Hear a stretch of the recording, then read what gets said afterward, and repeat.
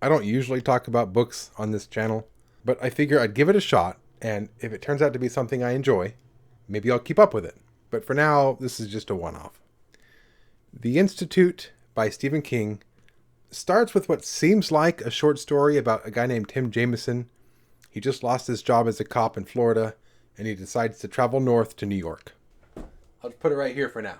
He had planned on flying there, but he sells his ticket last minute and hitchhikes. Along the way, he stops in DuBray, South Carolina, and he decides on the spur of the moment to become the town's night knocker, which is a title that I'd never heard of, and I needed to look it up. I couldn't find a formal definition, so I don't know if this is like an East Coast thing, or this is just something that Stephen King made up altogether. Basically, Tim was hired by the sheriff to walk around the neighborhood at night and to keep an eye on suspicious activity. During his work, Tim gets to know the locals, and he eventually impresses the sheriff after coming to the rescue during a gas station robbery.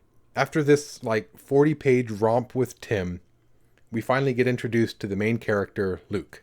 Luke is a young boy with super intelligence. Even though he's only 12, he's already been accepted to a couple of universities, MIT being one of them. Well, some dark underground agency is extremely interested in Luke. Not for his intelligence, though. Luke also has telekinetic powers. Not a lot, but enough to move small things around, and usually only when he's upset.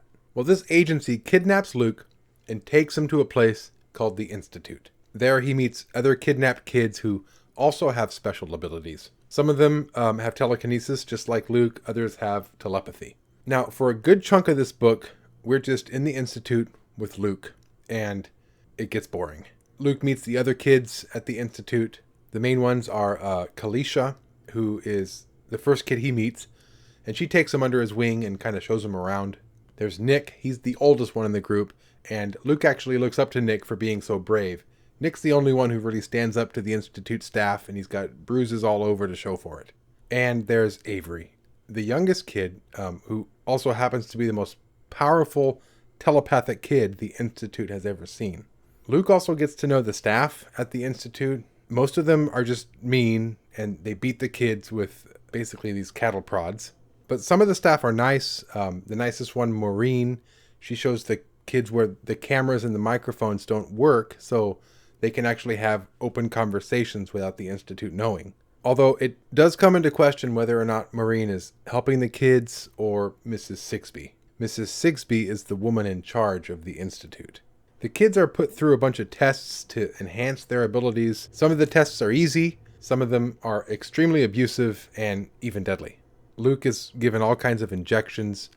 Some of them make him feel funny or see strange dots. Others make him feel sick. And all of this takes place in the front half of the Institute. After a few weeks, once their abilities are enhanced, they're taken to the back half, where they're never seen again.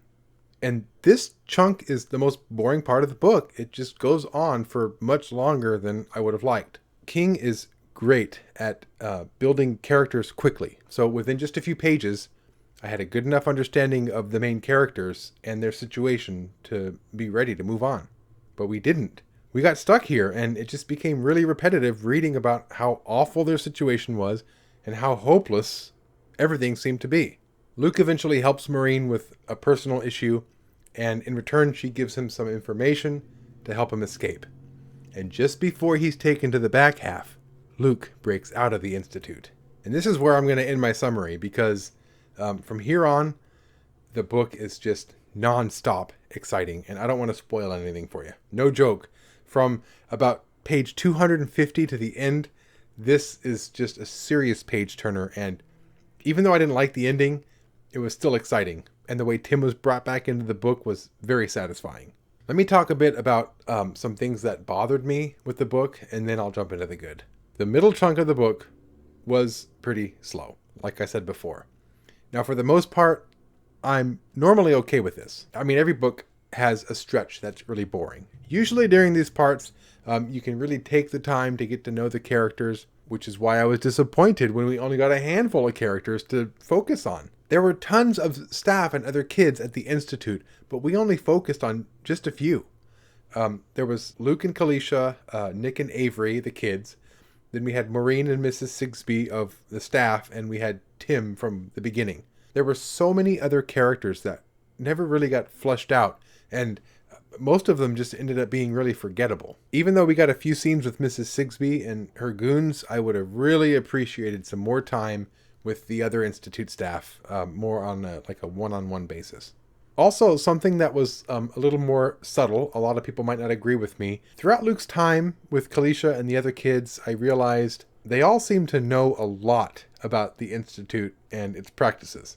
Like, a lot more than what I would assume a bunch of kids could pick up on over the course of just 3 weeks before being taken to the back half. For instance, each of the kids have a file with a little colored sticker on the top that indicates like how strong their ability is. Well, they all knew this, and I'm not sure I believe they would. I mean, the staff wouldn't tell them. I kept waiting for some explanation, like maybe some of the telepathic kids from before had read the minds to kind of figure out what's going on and passed it along. But there was no explanation. The kids just somehow figured it out. They also have their own, familiar lingo with the Institute. For instance, they have clever little nicknames for the Institute staff. They even have like a little rhyme, shots and dots, that they call their injections for their tests. Now, on the surface, none of this seems like too much, until you take into consideration that these are a bunch of kidnapped, terrified kids who are only there for a couple of weeks before they're taken away again. So all of their behavior, it just seemed too familiar under their circumstances. It wasn't bad enough for me to not like it, it's just something that kind of lingered in the back of my mind while reading. Something that bothered me about the Institute staff was once Luke escapes, Mrs. Sigsby and her team deduce where Luke has gone fairly quickly and accurately. And this is something I noticed with Stephen King in general, especially in the Mr. Mercedes trilogy, which are detective novels that kind of rely heavily on deduction. Characters always seem to be able to guess their way to the right answers conveniently. I don't know if this is typical in mystery novels. I've never really read any. But from what I've read from Stephen King so far, the unusual ability he gives characters to be able to just come to the right conclusions, it usually pulls me out of the moment. I guess I would have liked a little more breadcrumbs to be followed rather than just outright deduction. Like maybe Luke could have talked to someone from town and told him where he was going, and then Mrs. Sigsby could have interrogated him. Instead, we just get their ability to guess where he is. And the final thing that really bothered me about this book was the ending. It was just a real dud. Okay, dud's the wrong word. Dud implies it wasn't exciting. This was very exciting. Too exciting. This was a very character-driven story. It's more about the kids and their feelings during their situation than it was about their abilities. But the ending was almost entirely about their abilities. Like the most over-the-top potential of their abilities. And this was never really anything that I wanted to explore. I wanted a little more intimate of an ending, especially with Avery. He was such a sweet kid all the way throughout the book, and in the ending, if this was made into a movie, it would probably look like something out of the Avengers. Okay, on to the good. Even though King glossed over some characters, the ones that we focused on were great. As usual, King delivers some great insight to the characters with just a few lines. I love the introduction to Mrs. Sigsby. When talking to one of her other goons about Luke's intelligence, she says, "His intelligence doesn't matter to our work at the Institute. He could just as well have an IQ of 75. Up to this point, Luke's telekinesis has always been like an aside. It was never very powerful, and he could barely even control it. His real special ability was his intelligence. Not only was it coveted by teachers and professors and universities around the world, but it had become his identity, not just to him, but his whole family. It was something that they all cherished in him." The point is, up to this point in the book, everything we, as the reader, took in only shine light on this part of his life. It's all we cared about.